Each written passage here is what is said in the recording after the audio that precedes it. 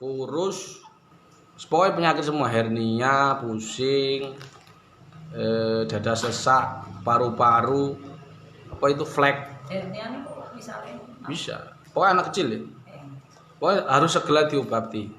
Jadi intinya adalah ada beberapa kesimpulan dalam video saya kali ini. Pertama, seluruh penyakit di anak itu salahnya orang tua. Tidak mungkin orang anak, karena anak nggak punya salah. Kalau kamu nyalahkan anak, kamu yang salah. Wong Allah aja nggak nyalahkan anak. Itu yang pertama. Yang kedua, ngobati anakmu yang sakit itu sebenarnya obat anakmu yang sakit itu sebenarnya sudah ada di rumahmu sendiri. Jadi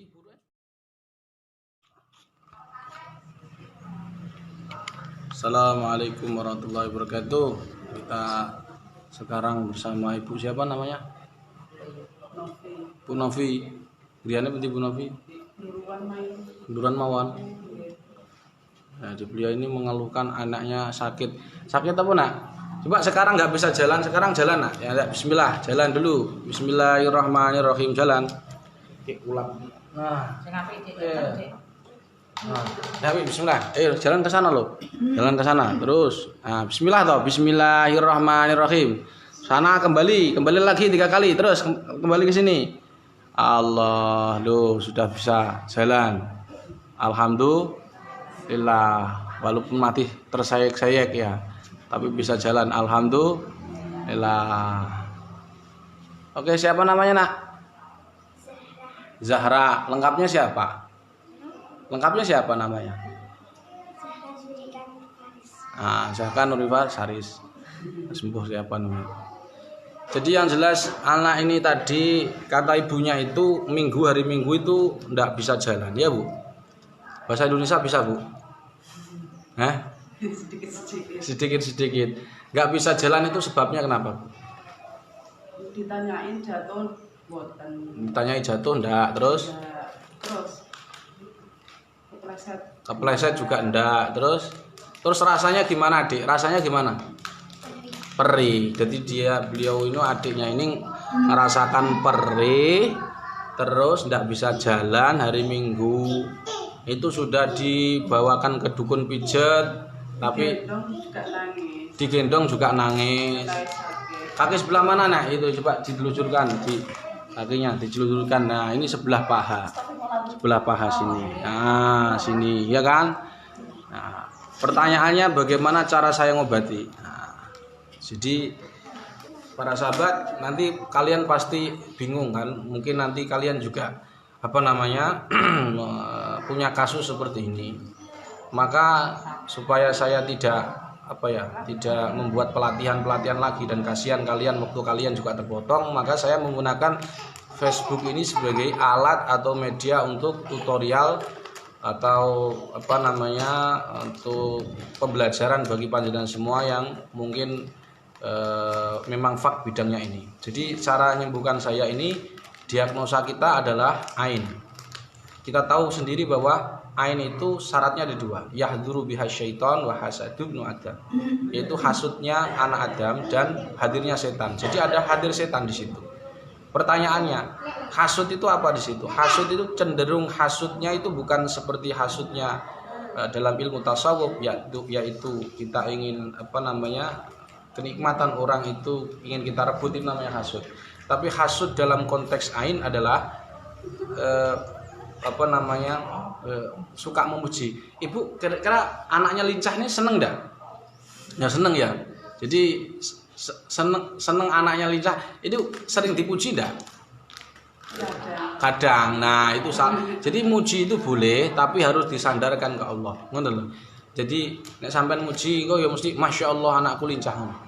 Sekarang enggak boleh sampean muji tanpa nyebut asma Allah. Kenapa? Karena anak ini adalah pemberian Allah. Betul kan? Jadi kalau ada kebaikan di anak, mestinya dipuji siapa? Anaknya atau Allah? Allah dulu, kan baru anaknya. Nah, kalau dipuji anaknya langsung, setan kan bisa berkontribusi. Nah, pertanyaannya, setan yang mana yang berkontribusi di sini?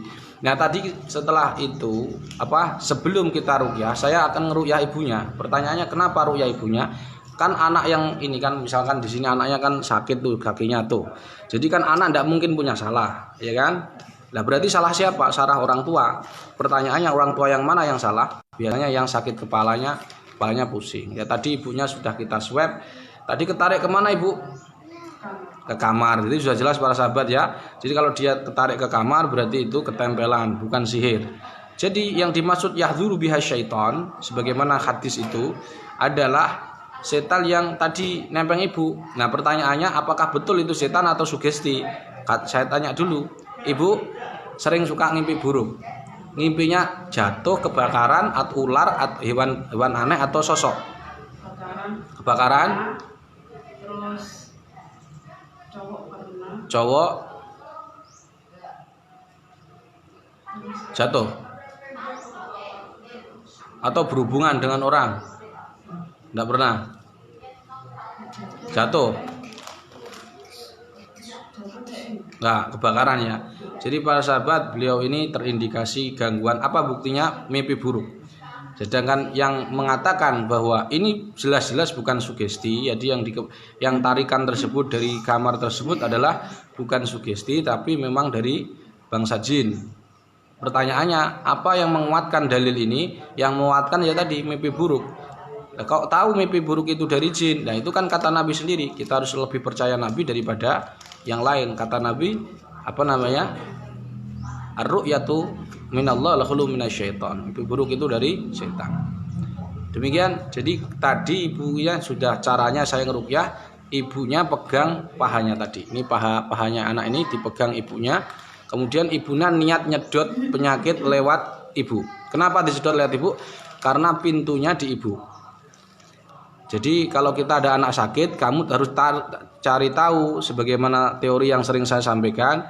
Kalau ain itu teorinya apa? Saklar dan lampu. Jadi ibaratnya ini anaknya sakit ini adalah lampu, harus tahu saklarnya, ayahnya atau ibunya. Kalau sudah ketemu, nah makanya ibunya nanti itu ketempelannya ini dari mana? Itu harus tahu. Di swab dulu, swab gangguan. Nah setelah itu apa namanya? Diruqyah. Ibunya caranya ya di anaknya ditarik lewat ibu untuk menyembuhkan anaknya ini, kemudian di kepalanya ibu yang ketempelan itu harus dibuang. Sekarang suenaan bu, digeleng-gelengkan dulu. Nah ini ibunya kurang ruqyahnya kurang sekitar 2 kali lagi, ya kan? Mengingat itu sudah lama, pusingnya lama berapa tahun, berapa bulan atau berapa tahun? Nggak tahu. Geleng-geleng. Udah lama. Sebelum menikah atau sudah menikah? Sesudah menikah. Oh iya. Jadi karena sudah lama Pak sahabat tidak bisa 1 kali. Tapi ini sudah berkurang sekitar 60%. Jadi masih 40 di bagian belakang itu masih sering lupa juga Bu ya. Sering lupa gak Bu? Lupa rakaat salat itu. Ayo dah. Salatan Allahu Akbar 42 ngono ya. Seperti itu. Beri sahabat. Nah, pertanyaannya itu cara ngeruqyah. Pertanyaannya selanjutnya adalah anak ini apakah masih ada? Ada. Nanti caranya ngobati sebagaimana kata Imam Nawawi dalam Fathul Bari yang dinukil oleh Imam Ibnu Hajar, caranya adalah al-ightisal. Ightisal itu bukan direndam para sahabat. Jadi harus dimandikan. Caranya ibunya itu wudu, bukas wudunya dibacakan hafalak Anas ayat tentang ain atau ayat yang lain seperti kalimat yakadul barqu yaqtafu absarahum kullama adha'a lahum mashaw fihi wa idza adlama 'alaihim qamu walau syaa Allahu la dhahaba bi sam'ihim wa absarihim innallaha 'ala kulli syai'in qadir. Terus dicukupkan terus dimandikan anaknya. Begitu Bu ya, diulangi terus kamarnya itu diadzani Bu ya, biar enggak kembali. Tadi yang nempel itu tak buang kemana Bu? Pasar apa? Kuburan apa? Kuburan ledok. Dia kata ibunya kuburan ledok itu sebelah sini. Di itu para sahabat cara mengobati anak yang sakit. Sakit apapun para sahabat, hernia, hernia terus itu apa? Kurus. Terus tiba-tiba nah ini kurus, ompong nggak bisa. Ompong itu kurus Pokoknya penyakit semua, hernia, pusing, dada sesak, paru-paru, apa itu flek, Hernia nih misalnya. bisa. Pokoknya anak kecil ya. Pokoknya harus segera diobati. Jadi intinya adalah ada beberapa kesimpulan dalam video saya kali ini. Pertama, seluruh penyakit di anak itu salahnya orang tua. Tidak mungkin orang anak, karena anak nggak punya salah. Kalau kamu nyalahkan anak, kamu yang salah. Wong Allah aja nggak nyalahkan anak. Itu yang pertama. Yang kedua, ngobati anakmu yang sakit itu sebenarnya, obat anakmu yang sakit itu sebenarnya sudah ada di rumahmu sendiri. Jadi di buruan sudah ada di rumahnya air yang di ini. Jadi tidak perlu jauh-jauh ke rumah sakit dan lain sebagainya. Sebenarnya coba di anak itu saja cukup. Nah, kecuali kalau sudah parah ya rumah sakit monggo. Tapi sebenarnya kita ini bisa jadi dokter di rumah kita sendiri hanya dengan Al-Quran. Saya ulangi, kita ini bisa menjadi dokter keluarga hanya dengan di rumah sendiri dengan Al-Quran. Selanjutnya, hikmah yang selanjutnya adalah ibunya sering rumahnya dibacakan Al-Quran gitu Ibu ya. Jangan kok di rumahnya buat ngitungi utang tok nang kamare gitu. Oke, gitu dulu para sahabat. Oke, mudah-mudahan Ibu sakit anu. Coba jalan lagi nak. Ini katanya tidak bisa jalan itu minggu. Digendong juga mau. Bismillahirrahmanirrahim. Nah ini kan masih agak sedikit sakit Bu ya. Nah ini nanti obatnya yaitu tadi mandi di atas tanah. Ya. Mandi wudu ya. Oke, jalan. Alhamdulillah. Bun, ngaten mawon. Jadi intinya tidak bisa jalan jadi jalan barokah Al-Quran. Jadi para sahabat nggak perlu ribet. Artinya kita sebagai umat Islam ini bisa menjalankan dengan baik. Iya ngoten mawon, mugi-mugi sehat walafiat. Buka amang enak. Gimana sehat. ya? Orang mau ya. Selain dulu anak sholihah minal Quran. Nanti hafalan Quran ya. Ben kono ibu apal ayat kursi ngono, anake ben hafal Quran. Hafal Al-Kabir tok. Nggih, moga-moga.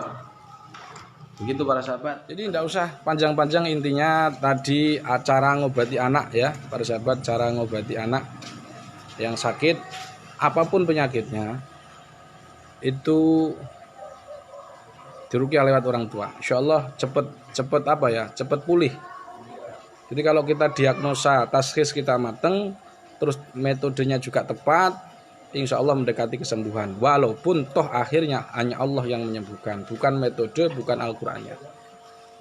Allahu syafi, Allahul mu'afi. Allah yang menyembuhkan. Tetapi ketepatan mendiagnosa, kemudian ketepatan dalam melakukan metode itu mendukung kesembuhan. Dan ketepatan ini juga bagian dari ijtihad kita melakukan syariat atau tibun nabawi. Jadi bukan sekedar gotak gatik matuk. Itu saya kira para sahabat, mudah-mudahan panjenengan semua sehat walafiat. Yang belum dapat kesini, saya hanya bisa mendoakan mudah-mudahan kita ketemu dalam waktu yang lebih baik, yang lebih sehat. Dan semoga Allah yang sudah datang ke sini, terima kasih. Semoga kita juga bisa bertemu dan panjenengan semua yang bisa hadir ke sini. Mudah-mudahan ayub satu lahu fi rizki wa sa'afi asari. Perlu saya sampaikan bahwa amin ya rabbal alamin. Perlu saya sampaikan bahwa yang datang ke sini itu setiap hari itu ada 150 hingga 200. Kayak besok itu tanggal Minggu itu ada 13 kabupaten atau 13 atau 15 kabupaten. Jadi tamunya agak menudal sehingga sedangkan kapasitas di dapur itu hanya berapa orang ibu-ibu, cuma 3 orang 4 orang. Jadi saya kalau ada yang kesini terus kemudian kurang fasilitasnya, saya mohon maaf. Oh iya para sahabat, untuk Ain ini apakah mereka apakah pasti sembuh? Jawabannya tidak. Karena Ain itu lebih sulit daripada sihir. Kadang-kadang ini Ain itu juga diruqyah tidak reaksi, dalam arti tidak muntah. Kalau setiap bacaan Quran pasti reaksi, minimal ruhaninya sudah tenang dibacakan Quran. Tetapi muntah, kesurupan itu tidak harus, apalagi kena ain, kadang-kadang tidak ada reaksi muntah. Kemudian mudah-mudahan bermanfaat. Wa anallahu yaj'al hadhil jam'iyah ruqyah ahlussunnah wal jamaah jam'iyatan mubarakatan wa yumliha nuran wa ya'muruha bil ilmi wal halmi wa adabil hasanah wa akhlaqil karimah wa yafadu sakiniha min kulli adhillatin wa bi kulli baliyatin wa yafadu sakiniha min siraril insi wa sihri wa syayatin wa minal hasidin wal mu'tadin wal zalimin wal fasiqin wa takunu insyaallah hadhil jam'iyah ruqyah ahlussunnah wal jamaah darus siha wal afiyah wa darut taqwa wal istiqamah wa darul jihadi wad da'wah bijai khairil bariyah. Al-Fatihah. A'udzu billahi minasyaitonir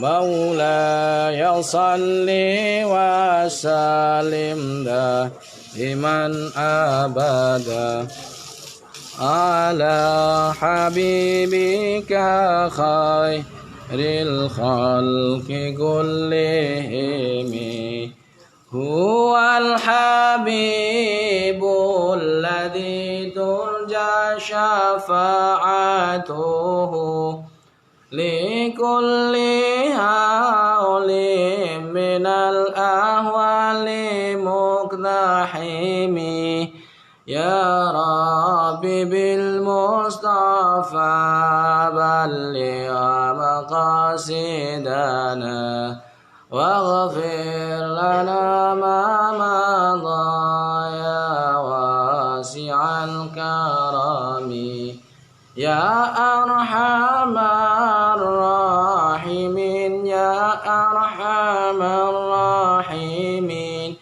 ya arhamar rahimin farij 'alal muslimin ya arhamar rahimin ya arhamar rahimin ya arhamar rahimin farij 'alal muslimin. Subhanakallahumma bihamdika asyhadu an la ilaha illa anta astaghfiruka wa atubu ilaik. Para sahabat, saya menyengaja memiringkan kamera karena saya memberi kesempatan para YouTuber untuk mengupload video ulang saya ini, dan silahkan disebarkan, silahkan diedit, terserah panjenengan. Yang penting intinya kita hanya membantu panjenengan, dan mudah-mudahan nanti dapat ilmu baru. Yang jelas amalkan ilmu ini. Allama man 'allama ulima 'allamallahu ma lam ya'lam. Demikian. Assalamualaikum. Subhanakallahumma bihamdika asyhadu an la ilaha illa anta astaghfiruka wa atubu ilaik. Assalamualaikum warahmatullahi wabarakatuh.